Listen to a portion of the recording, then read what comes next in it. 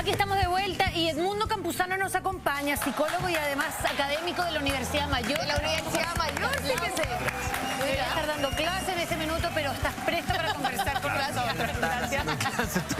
No, conversando con nosotros porque aquí además tenemos acceso a llegar a miles y miles de hogares y es importante. Porque todo, aunque estemos en casa muchas veces, cada vez que encendemos las noticias, revisamos el diario, conversamos con un vecino, conversamos del tema país, que son las tragedias. Así es. Que hay una cada 2 meses. Sí, claro. Dicho sea de paso, desde el terremoto para acá, incendios, inundaciones, tsunami, ahora estos deslaves y estas crecidas de río en el norte del país que ya han, lamentablemente, se han cobrado la vida de 17 personas. Entendemos, Edmundo, que los principales afectados son, por supuesto, las víctimas. Obvio. Los que están sufriendo las tragedias. Directamente. ¿Cómo les afecta a ellos directamente? ¿Cómo podría uno desde acá entender lo que ellos están viviendo? Claro, empatizar. Una de las palabras que todos conocemos se llama estrés, ¿cierto? Todos hemos escuchado hablar de esa famosa palabrita, que es súper necesaria para la vida cotidiana, porque si no estuviéramos con un poquito de estrés, nosotros en este minuto estaríamos durmiendo. Okay. O sea, necesitamos un nivel de activación. Ahora, el punto es que los estudios muestran que uno se mantiene más de 3 días o 4 días continuadamente una reacción estresante. Significa estar como alerta, estar preparado para la acción, para el ataque, para la defensa, de que algo va a pasar. Que está protegiendo tu vida. Daños emocionales, pero no solo eso. Aumenta, las personas que tienen colon irritable, aumenta el colon irritable, baja la presión, dolor de cabeza, dolor de cabeza, cefalea crónica, etcétera, etcétera. O sea, la cantidad de consecuencias que tiene a nivel psicofisiológico el estrés es bastante alta. Y ellos están sometidos en este minuto a un estrés. Y hay brutal. 2 variables que son las fundamentales para combatir el estrés. Lo voy a decir en complicado, pero es que se llama incontrolabilidad y impredictibilidad. ¿Qué significa esto? Cuando uno siente que no puede controlar lo que va a pasar, o sea, que esto no depende de mí y yo no tengo nada que hacer, las personas tienden a echarse, a deprimirse, a bajonearse, a sentir que ¿para qué voy a hacer algo si esto no depende de mí? Claro. Y segundo, la impredictibilidad, es decir, que yo no puedo predecir.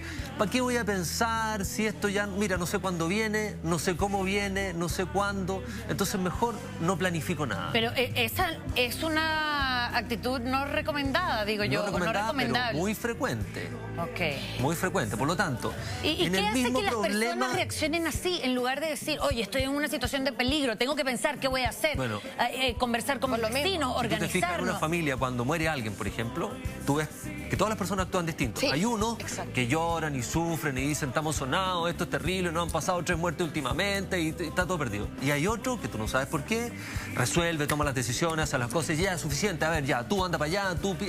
Como que tenemos estilos distintos. Claro, y cada uno reacciona de diferente manera, pero en términos generales, Edmundo, como país, porque nosotros somos, vemos lo que está pasando a través de la televisión y claro, empatizamos con el dolor de las víctimas y de las familiares de las víctimas, pero como país, ¿cuál es el tono general del chileno? ¿Cómo reacciona frente a esto que pasa constantemente, como dice Yanin, cada un año? Hay algo de Antonella, querida, el tono general es lo mismo que nos pasa cuando Chile pierde un partido en un mundial o se pierde un gol. Obvio que nos iba a pasar, pues si tenemos mala suerte.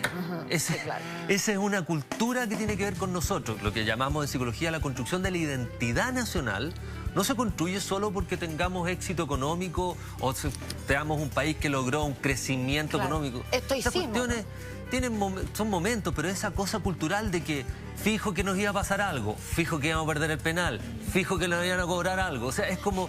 Profecía autocumplida. Profecía autocumplida. Claro. Se llama, oye, Edmundo... Eso constituye nuestra identidad. Pero eso es por experiencia previa, digamos, eso no se construye de la nada. Pero es que esto es el huevo o la gallina, porque si tú siempre estás en esa identidad parado y creyendo que las cosas son así, extrañamente las cosas te salen así, porque no te das cuenta, pero haces actos que van favoreciendo y estimulando que las cosas no... Claro, porque te vas entrampando a propósito para no llegar al objetivo final. En el tema de los eventos naturales, claro, nadie hace nada para que sucedan esas cosas, pero el chileno, y los que no somos chilenos, pero que vivimos aquí, también decimos... Pucha, todo el tiempo, si no es la sequía, si no son los incendios, si no hay inundaciones, si no es el mar, si no es el río. De la predictibilidad. Hace el 27F, ¿cuánto? 5 años atrás, tuvimos un terremoto que partió Chile. Yo en esa época, en ese momento, me tocó en Coyipulli, o sea, a la carretera a la altura de Concepción, o sea, quedó la escoba. Y yo salgo donde estaba en una cabaña y me encuentro con que Chile estaba destruido. Y Carabineros. ¿Qué pasa en el pueblo más allá? No tenemos comunicación. Ya sabemos lo complicado que fue el tema de comunicación. Claro. Hoy, tengo una alumna que es de Vallenar.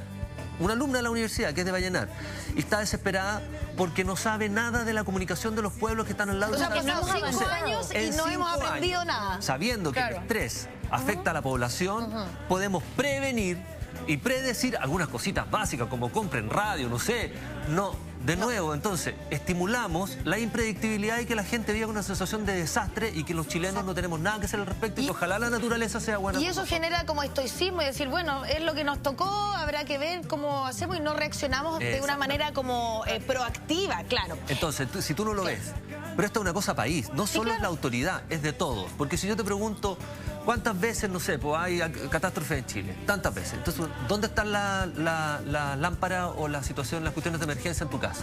Yo no ¿Dónde sé. están las ampolletas? Te aseguro que hoy día se corta la luz en tu casa y tú vas a empezar de nuevo. ¿Dónde quedaron las velas? Y nadie las encuentra. Entonces tú dices, oye, el gobierno, ¿cómo lo hace mal? Y en tu casa, no estoy diciendo que andes preparado para la catástrofe, ni que tengas un búnker abajo. Pero hay que estar preparado. Sí, pero igual estamos acostumbrados a los arreglos de parche. Si es un país de temblores, de que se corta la luz, de que de pronto no hay agua, ¿por qué no tienes las formas de prevención? No digo para vivir asustado, pero para vivir con cierto grado mayor de controlabilidad para que las cosas no te inunden cuando ocurren. Es verdad, es verdad. Oye, Edmundo, a propósito de, estamos hablando del tema de los adultos, que podemos de alguna manera guiar nuestros actos, o de alguna manera tratar de capacidad de raciocinio, pasar estos chaparrones y estas tragedias de una buena manera. Están los niños también y hay un consejo del Sename para ver cómo enfrentamos nosotros los adultos con los niños estas situaciones de tragedia. Tenemos un gráfico que lo ejemplifica, no lo tenemos, pero básicamente, yo me acuerdo porque lo leí, tiene que ver con nunca mentirles, por ejemplo. Exacto. En situaciones de tragedia, decirle a los niños si preguntaban tal cual las cosas como estaban pasando. ¿Es bueno hacer eso? Sí, claro. No es como la película La vida es bella. Claro. ¿Cierto? Que es muy bonita y uno se emociona, pero en estricto rigor, los niños, ¿qué necesitan? Y esto en todo plano, cuando hay separaciones de padres, por ejemplo, los niños necesitan, primero, honestidad, porque después te la cobran muy fuerte si se dan cuenta que mentiste, claridad y estructura. Claro, pero que sientan que hay alguien que está al mando, que todavía el capitán del buque no está desbordado. Claro, que él no se sienta como desvalido. Eso lo entendemos. Pero en cuanto a...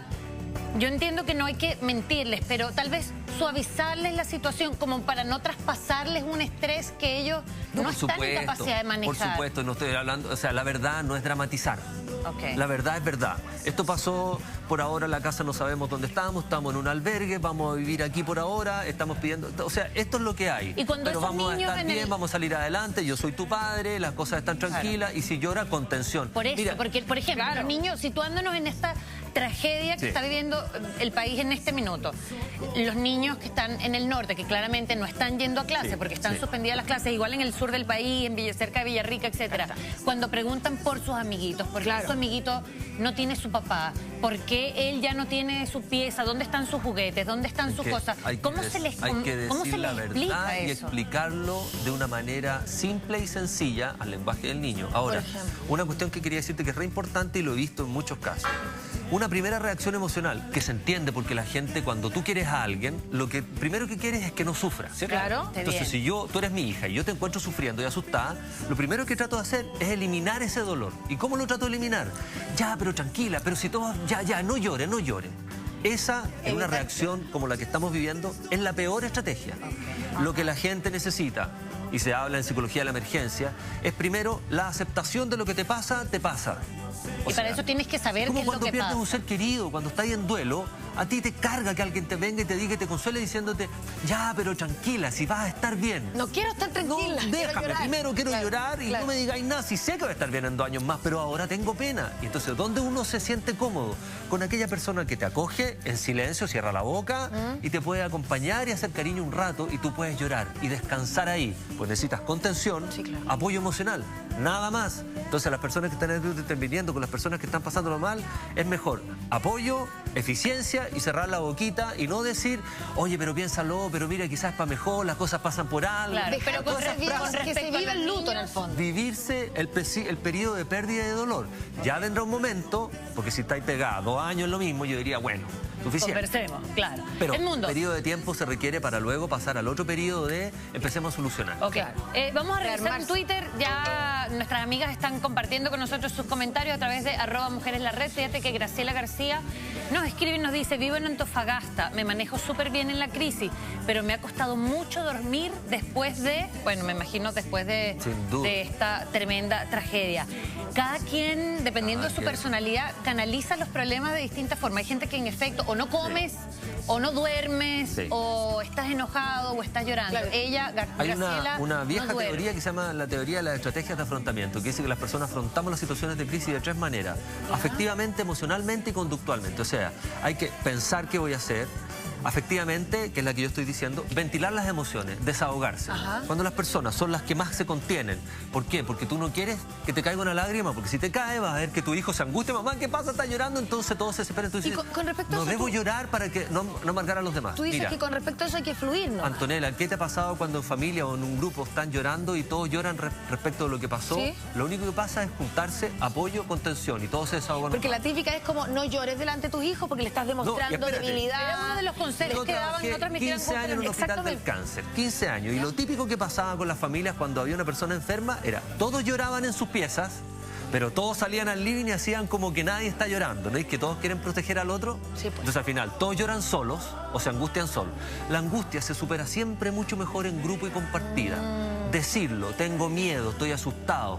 Capaz que después de ventilar las emociones tú te relajas. Te liberas un poco. Te liberas un poco y puedes dormir. Pero hay gente una tercera. Conductualmente, hacer cosas con el cuerpo. Esto no basta quedarse, ya mira, vamos a hacer esto, vamos a pensar, ya lloremos y nos quedamos sentados. No, po.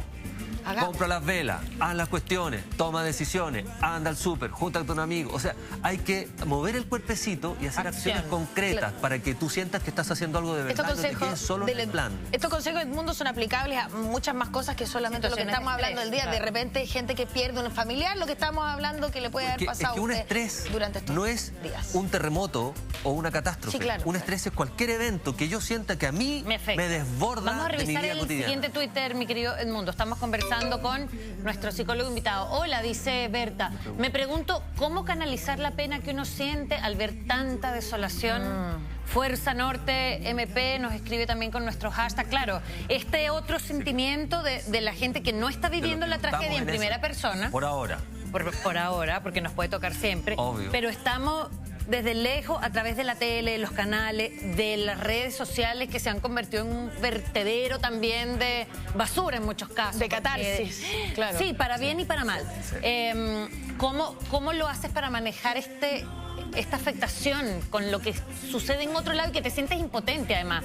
Porque más allá de, busco dónde puedo mandar ayuda, compro agua, compro unas frazadas, las envío, y estás así, bueno, como que no sabes qué más hacer. Pero esa es una cuestión súper interesante, ya los budistas lo decían: la compasión, la solidaridad. Los estudios lo muestran, incluso en neurociencia, que el ayudar a otro, mira esto, el ayudar a otro, incluso neurológicamente, te hace más feliz. Y no estoy hablando de una cosa existencial solamente. Hay estudios que muestran que el lado donde está la felicidad, en el lóbulo frontal, se estimula más cuando tú haces actos de compasión y de solidaridad. Es decir, cuando tú ayudas a otros, te sientes mejor contigo mismo. Por lo tanto, una manera de reparar tu tristeza es colaborar.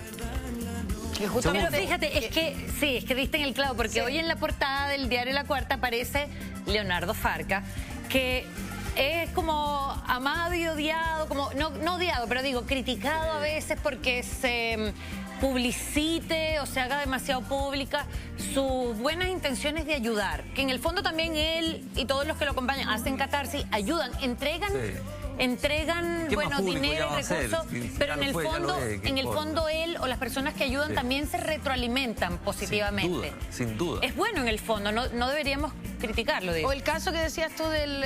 Mira, por las razones que sea, yo lo voy a decir de esta manera: que levante la mano el que no le interesa proteger su ego personal, de los que nos están escuchando.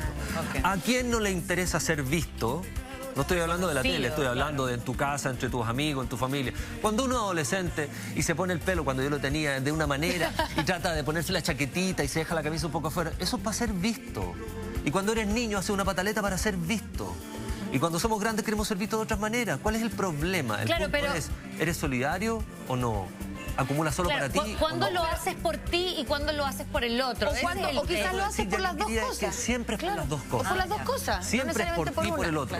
Una madre que es un amor que nadie cuestionaría, lo hace por su hijo, pero también por sí misma, porque se tranquiliza a sí misma al dar ese afecto. Bueno, respondiendo entonces al Twitter de nuestra amiga, de repente esa podría ser una buena forma de canalizar esa angustia, esa desolación, ayudar. Y dos, una cuestión que yo creo que es fundamental en la vida, y que yo creo que por aquí está uno de los caminos para la felicidad, dicen algunos, que las cosas nunca son como uno las ve, siempre se pueden ver de otra manera.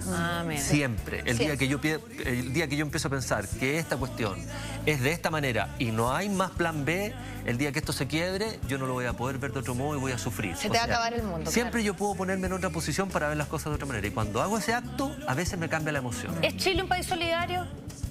Dicen que sí. ¿Tú qué Dicen crees? que sí. Yo encuentro que en situaciones de catástrofe parece... Mira, Chile es un país bastante porfiado. Tenemos que sufrir demasiado para mirar al otro. Sí. Porque hoy día yo vengo para acá y si un tipo puede pasar apurado y dejar tapando en la calle y dejar un taco para la otra fila, no le importa. Entonces, es verdad. somos solidarios cuando está la escoba y se está muriendo la gente. Pero en el día a día, el resto nos importa. O somos solidarios cuando tenemos nuestra casita calentita, y ahí tenemos un de todo, quizás una cosa cultural. Oye, Edmundo Campuzano, académico de la Universidad Mayor, psicólogo, un aplauso para ti. Gracias por hacer catarsis colectiva con nosotros y con nuestros amigos. Sí, y en términos generales, estar más prevenido para las próximas emergencias y eventualidades. Es saludable prevenir. Así.